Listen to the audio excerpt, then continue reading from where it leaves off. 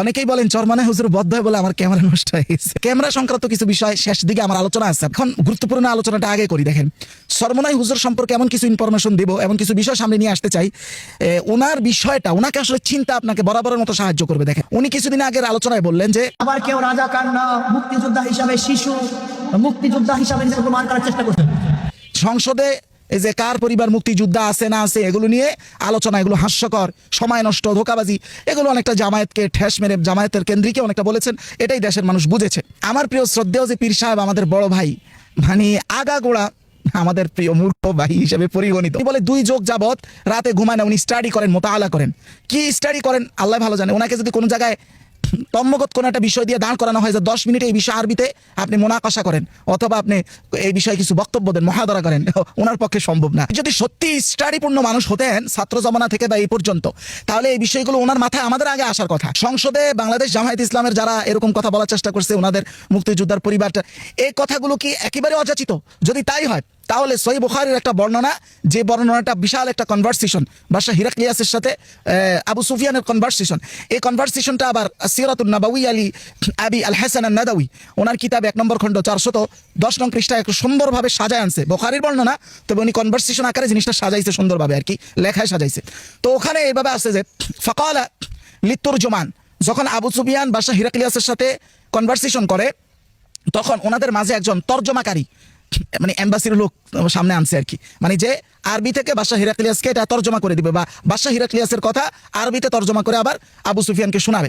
বাদশা Heraclius এই তর্জমাকারীকে বললো যে কুল্লাহু, ওনাকে জিজ্ঞাসা করো, যে আমি তাকে জিজ্ঞাসা করছি যে সাআলতুকা আন নাসাবি, যে মুহাম্মদুর রাসূলুল্লাহর বংশমর্যাদা কেমন ছিল, মানে তুমি কি উচ্চ মর্যাদা বংশের না কোন ধরনের? ফাযাকারতু, তখন আবু সুফিয়ান বলল, আমি বললাম যে আন্নাহু ফীকুম যু নাসাবিন, যে আমি বললাম যে মুহাম্মদুর রাসূলুল্লাহ আমাদের মধ্যে সবচেয়ে উচ্চ বংশীয়। প্রশ্ন হলো যে হিরাক্লিয়াসের সামনে আবু সুফিয়ান রাসূলের বংশমর্যাদার কথাটা এইভাবে বলছেন কেন? সূরা হুজরাতের 13 নম্বর আয়াত, ইয়া আইয়ুহান নাস ইন্না খালাকনাকুম মিন যাকার ওয়া উনসা ওয়া জাআলনাকুম শুউবান ওয়া কাবাইলা, তোমাদের যে বংশ মর্যাদা এগুলো দিয়েছি শুধুমাত্র লিতাআরাফু, এটা মর্যাদার জন্য আল্লাহ বলেনি নাই। আল্লাহ বলছে শুধু পরিচিত হওয়ার জন্য, একে অপরের সাথে একটা পরিচয় বহন করবে, এটার জন্য, আর কোনো কারণ নাই। এখন আবার এটা কেউ বলার চেষ্টা করিয়েন না, রাসূলের পরিচয় দিতে গিয়ে উনি বংশের কথা উল্লেখ করেছেন। বাদশা হিরাক্লিয়াস এটা জিজ্ঞাসা করেন নাই তিনি কোন বংশের, আর আবু সুফিয়ানও এটা উত্তর দেয় নাই যে উনি কুরাইশ বংশের। প্রশ্নটা ছিল তার বংশ মর্যাদা কি, উত্তরটা ছিল যে আমাদের মধ্যে সবচেয়ে বংশীয় মর্যাদা সম্পূর্ণ ব্যক্তি হলেন মুহাম্মদুর রাসূলুল্লাহ। এটার কারণ একটাই, তৎকালীন সময় বাদশা হিরাক্লিয়াসের যে সংসদ, সেখানে বংশীয় মর্যাদার মূল্য ছিল, অর্থাৎ তারা বংশীয় মর্যাদা শুনলে গুরুত্ব বেশি দিত। তো নিজের গুরুত্বকে বাড়ানোর জন্য সেখানে মুহাম্মদুর রাসূলুল্লাহ কেন্দ্রিক যে দাওয়াত এবং যে বিষয় নিয়ে সেখানে কনভারসেশন হচ্ছিল, গুরুত্ব বাড়ানোর জন্য বাধ্য হয়ে আবু সুফিয়ান বংশের বিষয়টা বড় করে উল্লেখ করতেই হয়েছে। তাহলে বর্তমান আমাদের সংসদ আগের থেকে নিয়ে এখন পর্যন্ত মুক্তিযোদ্ধাকে মুক্তিযোদ্ধা না, এর ভিত্তিতে রাষ্ট্র পরিচালনা এখন পর্যন্ত পরিপূর্ণ প্রভাব রাখে। সেই হিসাবে অবস্থার প্রেক্ষিতে কেউ যদি তার অবস্থাকে শক্তিশালী করার জন্য চেষ্টা করে, সেই চেষ্টার অংশ হিসাবে তার বংশে মুক্তিযোদ্ধা আছে বা তিনি মুক্তিযুদ্ধের বংশের লোক, এই কথা বলার মধ্যে তো কোনো দোষ নাই। বরং হযরত আপনার যদি হেডেম থাকে তাহলে গোড়া ধরে টান দেন না, আপনি আগা ধরে দুষ্টামি কেন করেন? গোড়া ধরে টান দেন। আপনি বলেন রাষ্ট্র পরিচালনায় যে সৎ, তাকেই মূল্যায়ন করা হোক। এখন কে মুক্তিযোদ্ধার কে মুক্তিযোদ্ধা না, এই সকল ন্যারেটিভ আপনারা চরমনাই চান না, এই মুক্তিযোদ্ধা কেন্দ্রিক কোনো বিষয় আপনারা চান না, এটা বলার হেডেন থাকলে বলেন না দেখি। আসলে আপনি এগুলো বলেন কেন?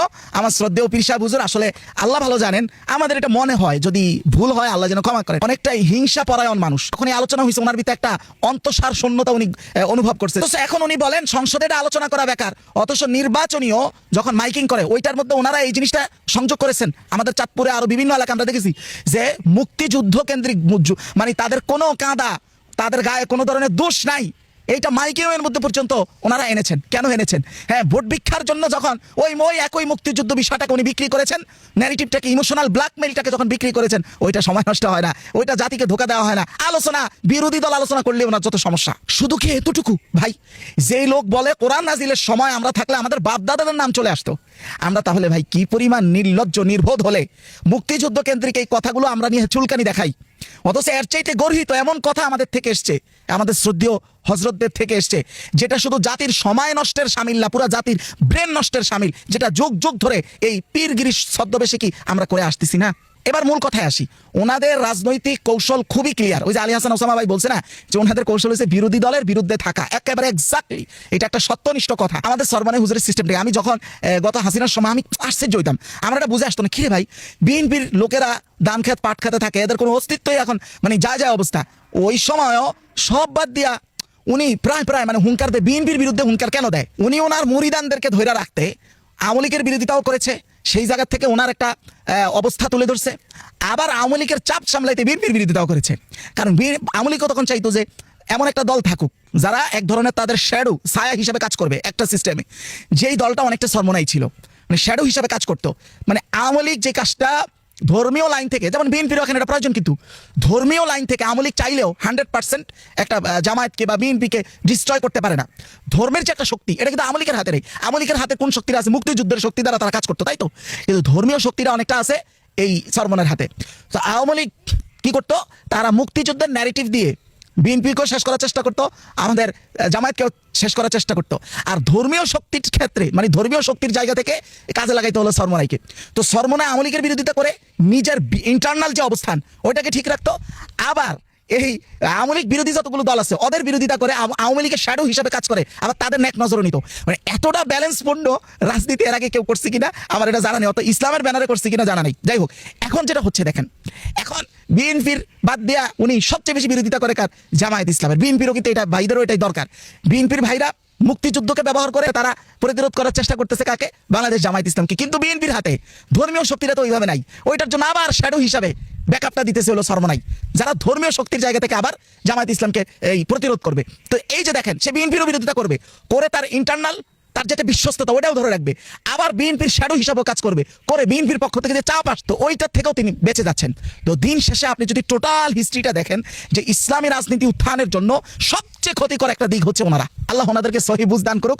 ওনারা যদি সহি পথে না আসে, এই দুষ্টামি করে, তাহলে এই জাতিকে ওনাদের দুষ্টামিগুলো বুঝার আল্লাহ তৌফিক দান করুক। এখন আসেন ক্যামেরার বিষয় কথা।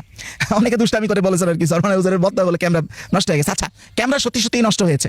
তো আমি লাইভ করে বলেছিলাম যে আমার মৌলিক উদ্দেশ্যটা ছিল যে, যেহেতু আমার এখন ক্যামেরা কেনার মতো অবস্থা ছিল না, মোবাইল দিয়ে কাজ করলে এখন যে সুন্দর সাউন্ড শুনেন সেটা তো শুনবেন না। তো সেই জিনিসটা আগে আমার দর্শক শ্রোতাদেরকে আগের থেকে মানসিকভাবে প্রস্তুত করা, যে মোবাইল দিয়ে আসবে, খারাপ না হলে একটু কষ্ট করে শুনিয়েন। তো ওই লাইভের পরে প্রচুর মানুষ, অনেক ভাই ক্যামেরার এই বাজেটের মধ্যে শরিক হইতে চেয়েছেন, কিন্তু আমি বরাবরের মতো প্রত্যেককে অনুৎসাহিত করেছি, কাউর ইয়ায় আমি সাধারণত নেই।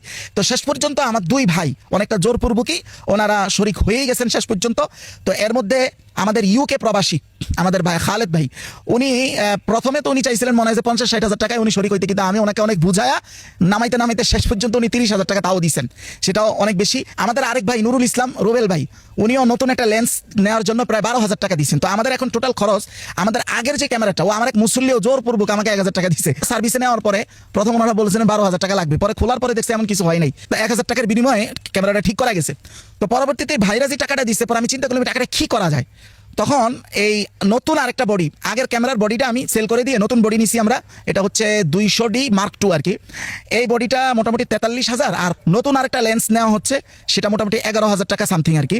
তো সব মিলিয়ে 54,000 টাকা মনে হয়। তো আমাদের ভাইরা দুইজন মিলিয়ে প্রায় 42,000 টাকা দিছে। এর পাশাপাশি আবার আগের ক্যামেরার সেটআপটা, মানে আগের সেটআপ বলতে শুধু বডিটা যেহেতু সেল করে দিছি, সেখানে 20,000 টাকা পাওয়া গেছে, মানে সেল করে দিয়ে পুরান ক্যামেরাটা। তো সেই হিসাবে এখনো আমার হাতে কিছু টাকা অবশ্যই রয়ে গেছে। আমার অনুরোধ হলো, আর কেউ এই বাবদ কোনো টাকা পয়সা দেওয়ার চেষ্টা আর করিয়েন না। আর যেহেতু আমাদের এই দুইজন ভাই নিজেদের আগ্রহে জোরপূর্বক শরিক হয়ে গেছে, তো ওনাদের জন্য দোয়া করেন, যেহেতু এই কাজে ওনারা শরিক হয়েছেন, এর জন্য পূর্ণ বেনিফিট ওনারা আল্লাহর পক্ষ থেকে পান। এই ক্ষেত্রে আমি আরেকটা জরুরি মাসালা বা বিশেষ একটা বিষয় একটু বলতে চাই। সেটা হলো আমাদের দেশের মানুষের টেন্ডেন্সি, এটা মানুষের দোষ না, এটা আমরাই করছি। সেটা হলো যে একজন মানুষ প্রসিদ্ধ হইলে বা সমাদৃত হইলে তারাই বেশি বেশি হাদিয়া দিতে চায়, বড় বক্তা। তো হাদিয়া আপনি হুজুরকেই কেন দিতে হবে? আবার বেশি প্রসিদ্ধ পীর হইলে তো কোনো কথাই নাই, তাকেই কেন দিতে হবে? হাদিয়া তো যে কোনো মুসলমানকে দেওয়া এবং নেওয়া দুইটাই সুন্নত। গরিব মানুষ আপনার এলাকায় যারা আছে, তাদেরকে শুধু সৎকা দিবেন কেন? তাদেরকে হাদিয়া দেওয়া যায় না? আমরা এমন একটা সমাজ তৈরি করছি যে সৎকা টৎকা সব হলো গরিবের, আর বড় লোক হুজুরদের, সেলিব্রিটিদের হলো শুধু হাদিয়া। এই সম্পূর্ণ জিনিসটা ইসলাম এইভাবে দেয় নাই। শুধু এতটুকু না, আমরা আরেকটা করছি, যেটা বিয়ের দাওয়াতগুলো দেখেন, বড় লোকের বিয়ের দাওয়াতে গরিবে যদি কোনো বড় লোকের বিয়ের দাওয়াত দেয়, সে তার দাওয়াতে আসবে না, নিজের মানিজ্য যায় অবস্থা। আবার বড় লোকরা যখন বিয়ের অনুষ্ঠান করে, ওখানে কোনো গরিবরে দাওয়াত দেয় না। আপনি কি জানেন? এই উসিলায় আমি আপনাকে একটা হাদিস শোনাই, দেখেন সহিহ বুখারীর 5177 নম্বর হাদিসে রাসূলুল্লাহ স্পষ্ট এই কথা উচ্চারণ করে বলেন, শাররুত তাআমি তাআমুল ওয়ালিমা, সবচেয়ে নিকৃষ্ট খাবার হলো বিয়ের খাবার। মানে হ্যাঁ, কোন বিবাহ এবার শুনেন। রসুল বলেন ইউদা আলাহাল আগনিয়া ওয়ায়ুত্রাকুল ফুকারা, যেই বিবাহের প্যান্ডেলে শুধু বড় লোকরে দাওয়াত দেওয়া হয়েছে, গরিবদেরকে অ্যাভয়েড করা হয়েছে, ওই খাবার হলো পৃথিবীর বুকে সবচেয়ে নিকৃষ্ট খাবার।